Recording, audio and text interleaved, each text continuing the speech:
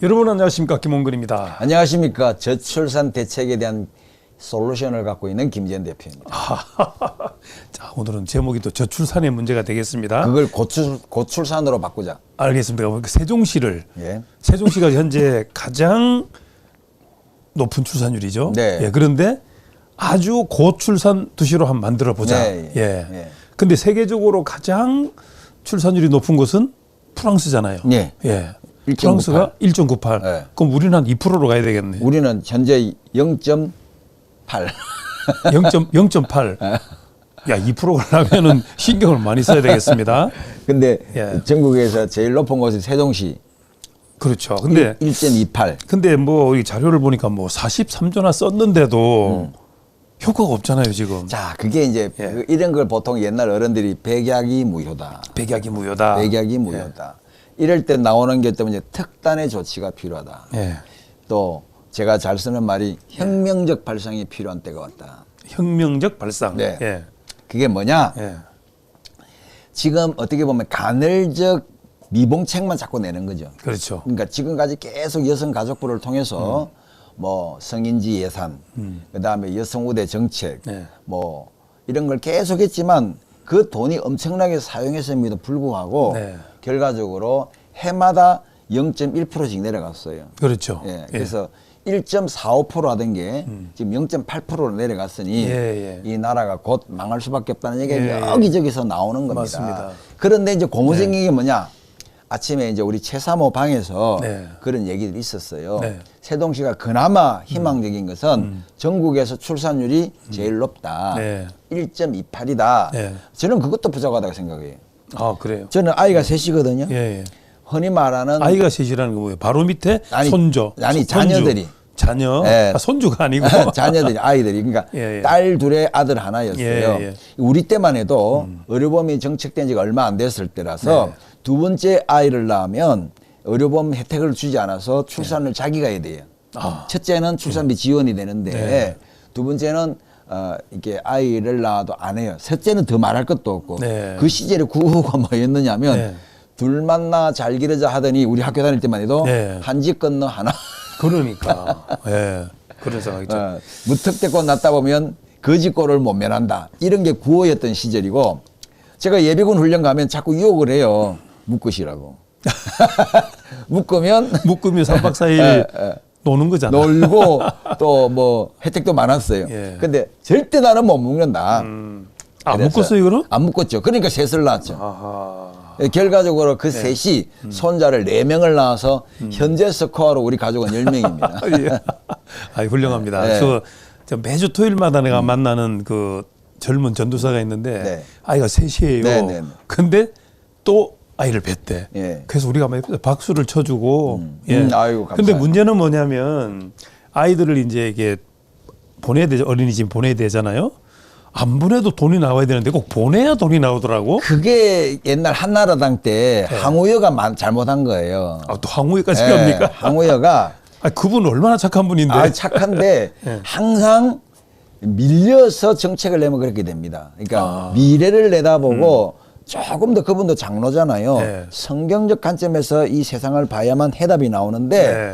그때 영유아 대란이 일어났습니다. 네. 어린이집하고 네.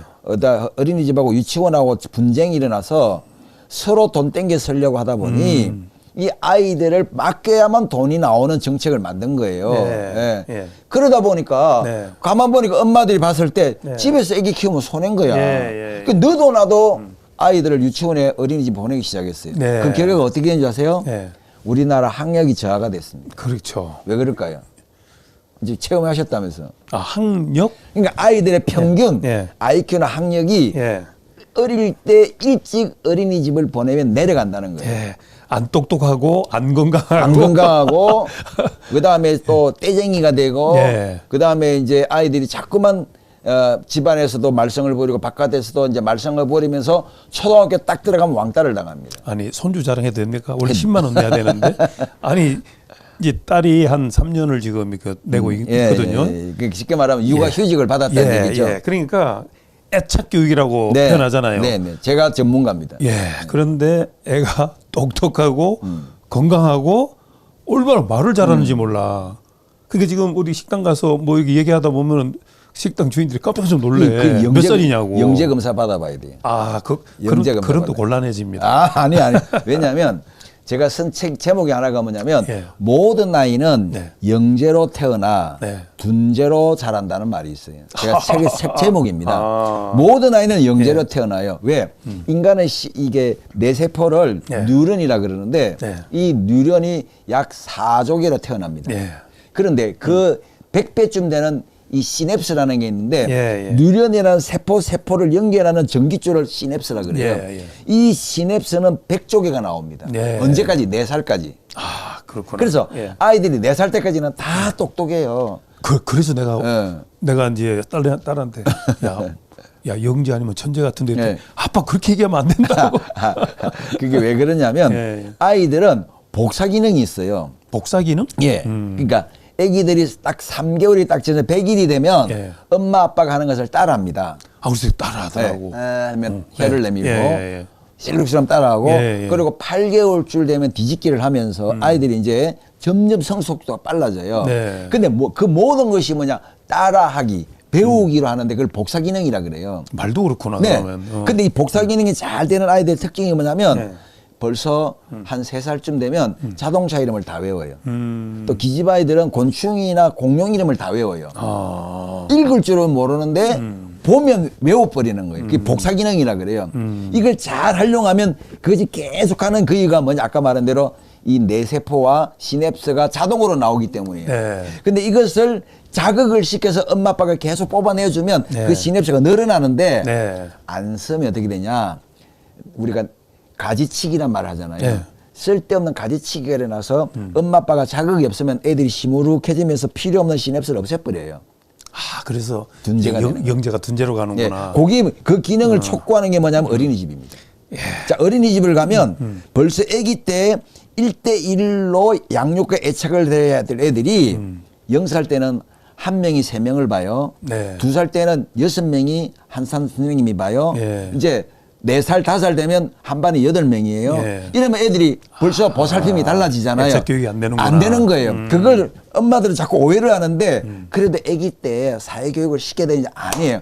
아기 때 사회교육은 엄마 아빠고만 하면 돼요. 알겠습니다. 4살 때까지는.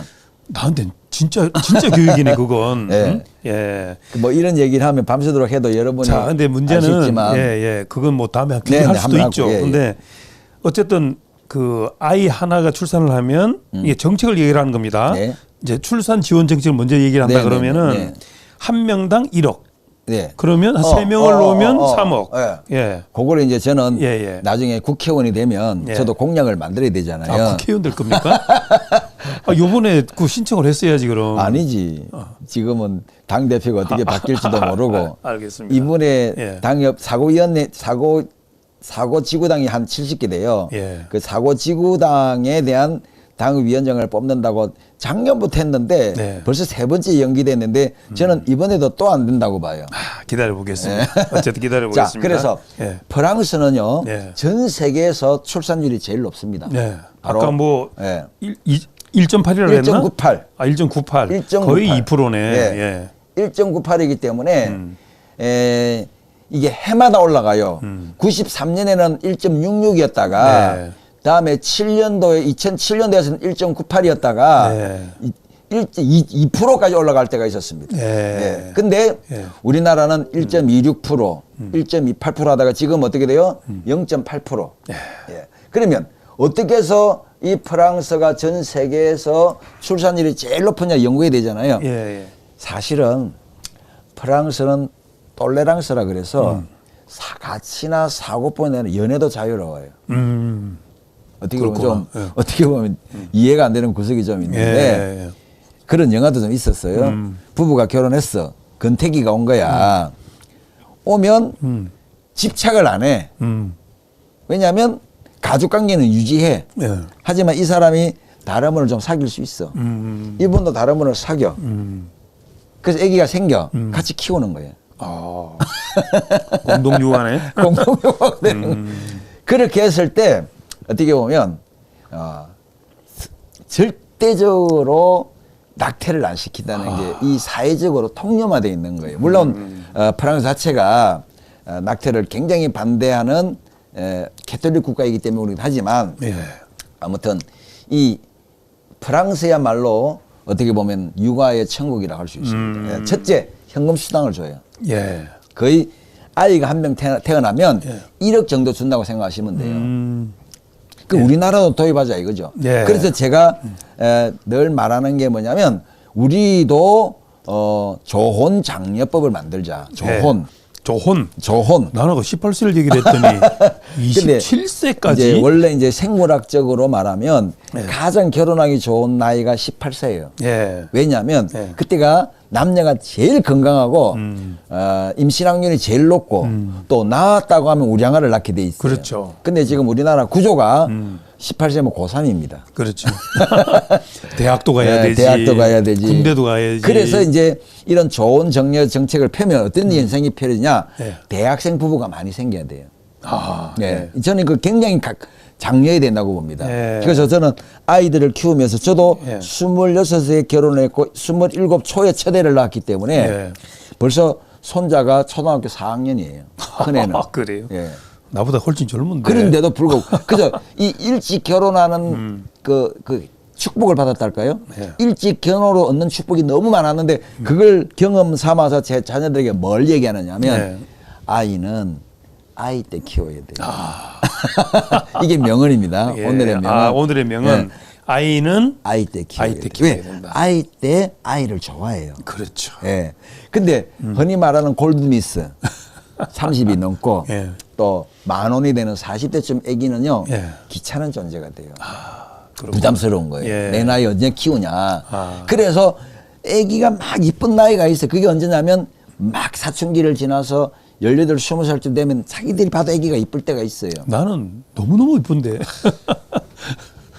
그런데 문제는 뭐냐면 다들 집 걱정, 예. 교육비 걱정이잖아요. 근데 왜 제가 이 정책을 꼭 만들어야 된다고 마지막 제 일생의 마지막 가업은 예. 두 가지인데 크게 보면 두 가지인데 하나는 이 조혼장려법과 자유학교법인데 예. 뭐 자유학교법은 다음에 말씀드리고 예, 예. 조혼장려법이 뭐냐? 예. 예. 만 18세가 될 때 아마 지난번에 그렇기 때문에 기억하셨는데 예. 18세가 될 무렵에 성인식을 하자는 거죠. 그렇죠. 성인식.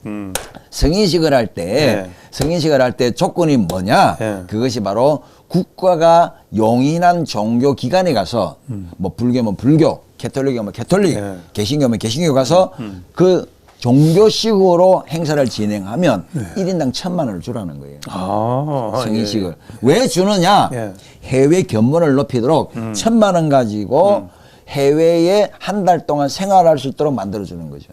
이거를 유럽에서는 그랜드 투어라고 합니다.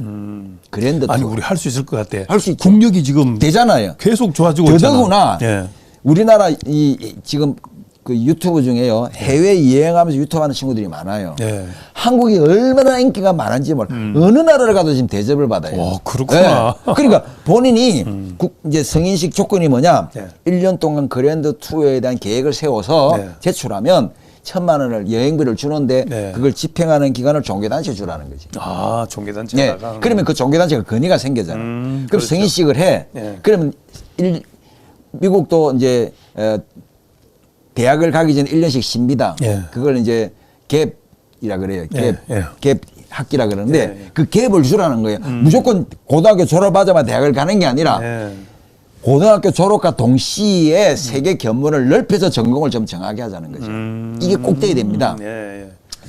자 그렇게 되면 예. 성인식을 할 때 두 번째 미션을 주는 게 뭐냐? 네. 조혼을 대한 국가에 대한 약속을 해라는 거죠. 아. 일찍 결혼하는. 네, 예, 예. 그래서 성인식과 동시에 일찍 결혼에 대한 계획서를 내면 네. 3억을 신탁금을 주는 거죠. 아. 그럼 집행은 언제 하느냐? 네. 결혼식을 하고 아기를 낳을 때마다 1억씩 주는 거예요.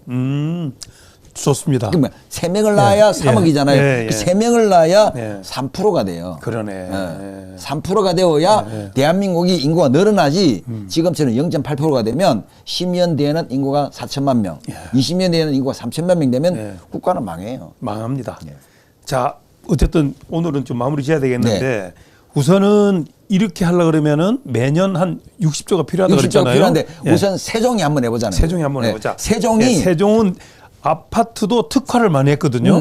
그러니까 이 출산율을 이것도 고출산 도시로 만들라. 특화를 하면 되는 거죠. 그럼 어떻게 하냐? 예. 세종에서 성인식을 하고 예. 그다음에 세종에서 이렇게 조혼을 대한 약속을 하면 네. 27 이전에 나는 결혼하겠습니다. 네. 아기를 3명을 낳겠습니다. 하는 서약을 성인식 때 하면 그것을 국가가 세종시가 네. 시범적으로 한번 3억씩을 신탁해 주고자. 세종이 잘 되면 전국이 전국이 따라합니다. 따라한다. 예. 전국으로 복사를 하면 되는 거니까. 그러니까. 그럼 요거는 어디다 얘기해야 되는 거죠? 시청에다 얘기하죠. 시청? 시청 그 가족 여성부에 얘기하죠. 알겠습니다. 오늘 아주 돋보입니다. 아니 뭐 자녀를 키워보고 예. 제 손자들이 자랑해야 되지만 다 영재들이에요. 알겠습니다. IQ가 벌써 140입니다. 비교해 봅시다. 자, 오늘은 세종시를 고출산 도시로 하자는 제목으로 김지현 대표님 함께했습니다. 감사합니다. 감사합니다.